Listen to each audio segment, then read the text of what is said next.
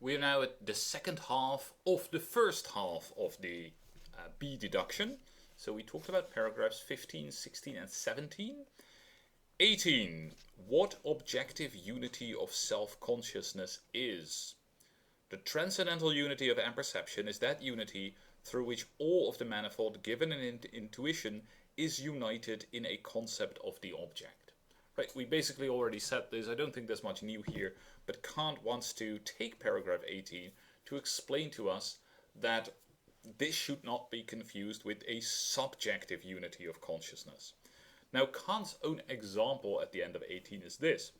He says one person combines the representation of a certain word with one thing, another with something else, and the unity of consciousness in that which is empirical is not, with regard to that which is given, necessarily and universally valid. Right? So what exactly is given to us in consciousness as united? Okay, there's something subjective in that.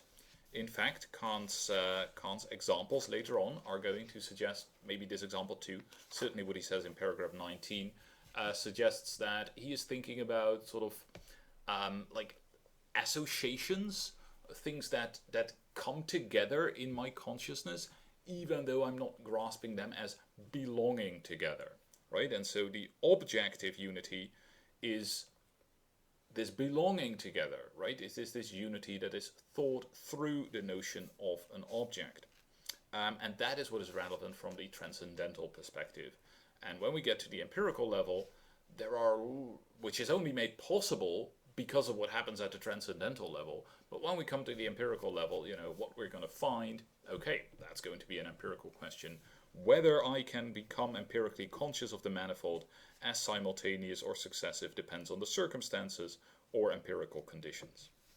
Okay, so essentially, paragraph 18 is a reminder that we are at the transcendental level, that is why we have to talk about objective unity about objects,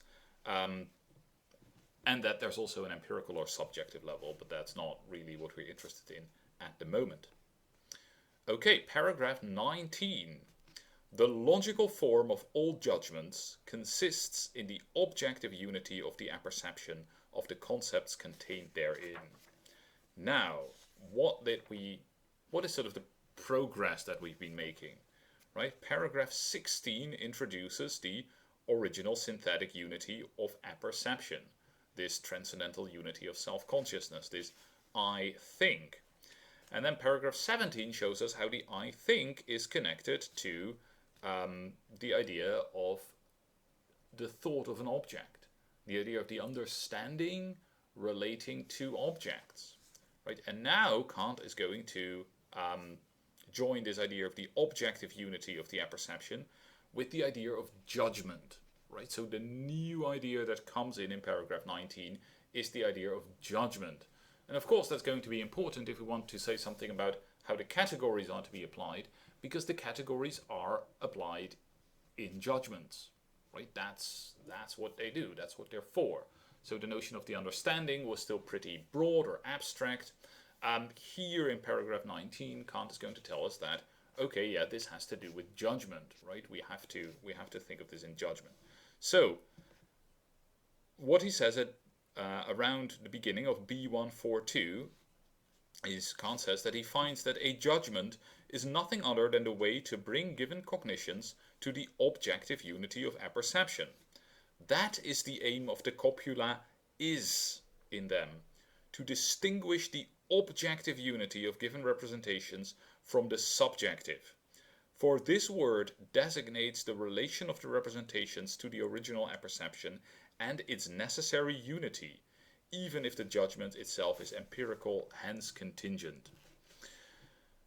By that, to be sure, I do not mean to say that these representations necessarily belong to one another in the empirical intuition, but rather that they belong to one another in virtue of the necessary unity of the apperception in the synthesis of intuitions.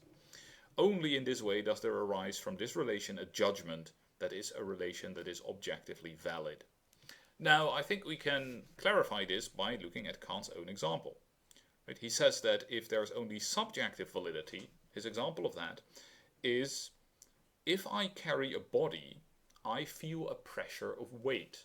right? That is something that I might notice. I'm carrying a body, in this case a big tea mug that says Denver. Okay, I'm carrying a body and I'm feeling weight. That's nice. I notice these two things. That is not a unity, right? Or if it's a unity, it's a merely subjective unity. In the idea of anything that is objectively valid, I would think that the body is heavy, right? It's only when I think that, this Denver mug is heavy, that I am thinking a certain necessity, that I am thinking that it is the body itself that makes it necessary that I'm gonna have this feeling of weight, right? I am thinking of these things as belonging together. The body and the weight are two things that belong together. So, only in this way does there arise from this relation a judgment that is a relation that is objectively valid. Again, let us reread what Kant said. He said, I find that a judgment is nothing other than the way to bring given cognitions to the objective unity of apperception. That is the aim of the copula is in them, to distinguish the objective unity of given representations from the subjective. When I say that the body is heavy, what is that word is doing there? Well, it is there to claim that the going together of the object and the heaviness, of the body and the heaviness, is something grounded in this object. It is to give it an objective unity, rather than saying, oh, these things just happen to come together in my mind. That's all. No, it's an objective unity. And that means that it has a certain kind of necessity. A certain necessary unity, even if the judgment itself is empirical, hence contingent. And Kant then goes on to say that in this empirical judgment, of course, he doesn't mean to say that these representations necessarily belong to one another. It's not the case that this body had to be heavy. Certainly, that might not be the best example. Certainly, it's not the case that this pencil had to be yellow. Right? That's not what we are saying. But rather that they belong to one another in virtue of the necessary unity of the apperception in the synthesis of intuitions. They are brought together by this necessary synthesis in which all the elements of experience have to be brought together into sort of one framework of relations in order to be the contents of our self-conscious. Okay, so that is what Kant is doing here, and basically what he is telling us, therefore, is that if we think about a judgment about what it is, then a judgment turns out to be precisely the kind of thing that does what we were talking about in paragraph 17. Right? That is the basic import of section 19. Section 17 tells us that, we have to unify the manifold through this thinking of objects. Paragraph 19 is, oh yeah, that is just what a judgment does. Right? That is what a judgment is. It is this unification through the thought of an object. And so we have connected the story of paragraphs 16 and 17 to the idea of a judgment. So, judgments are necessary for the combination of the manifold of intuition into this single, or into something that could be given to a single self-consciousness. Right? That is what judgment does. Viewed transcendentally, the role of judgment is the combination of the manifold of intuition into objective unity of self-consciousness. That is the conclusion here. Again, transcendentally speaking, the role of judgment is to combine the manifold of intuition into objective unity of our self-consciousness. Well, in a sense, that is precisely what we wanted to know. Right? We wanted to show that the objects that are given to us in intuition fall under the categories. Now, the categories are the transcendental forms of judgment, right? They are the a priori forms of judgment. Turns out that judgment precisely is the objectifying function of our mind, right? It is precisely that which takes up the manifold that is given in intuition and gives it or presents it as, represents it as having objective reality. So, as a kind of summary, really, Kant can tell us in paragraph 20 that all sensible intuitions stand under the categories, as conditions under which alone their manifold can come together in one consciousness. The action of the understanding, he writes, that action of the understanding, however, through which the manifold of given representations, whether they be intuitions or concepts, is brought under an apperception in general, is the logical function of judgment. Therefore, all manifold, insofar as it is given in one empirical intuition, is determined in regard to one of the logical functions for judgment, by means of which, namely, it is brought to a consciousness in general. But now the categories are nothing other than these very functions for judging, insofar as the manifold of a given intuition is determined with regard to them. Thus, the manifold in a given intuition also necessarily stands under categories.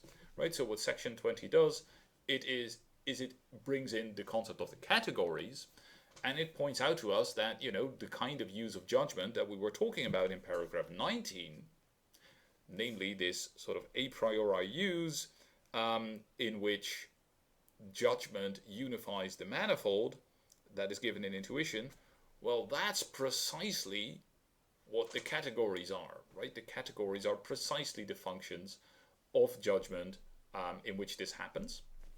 And so we have a conclusion, at least a conclusion that we desired, which is that the categories, that all sensible intuitions stand under the categories, as the title of this paragraph tells us. Okay, so that is maybe more or less the conclusion that we wanted to have, right? All sensible intuitions stand under the categories. So one of the main interpretative questions about the B deduction, a question that is going to be raised by paragraph 21 is, well, that's nice, but then what is to be left in the second half? Right? What have we failed to secure at this point, given that we have secured that all sensible intuitions stand under the categories? Because, and I'm going to summarize everything we just said once more, because the categories are the logical functions of judgment, insofar as the manifold of a given intuition is determined with regard to them. Judgments just are the ways in which the understanding gives objective unity to the manifold, and the understanding giving objective unity to the manifold is the way in which the manifold is brought into the unity of our self-consciousness, and that, the unity of our self-consciousness, is the condition for all thought and experience. And so it turns out that the categories are the condition, or are necessarily being applied in anything that could be part of our thought and experience, right? Okay, well, what's going to happen in the second half of the B deduction, we will see in the next couple of videos.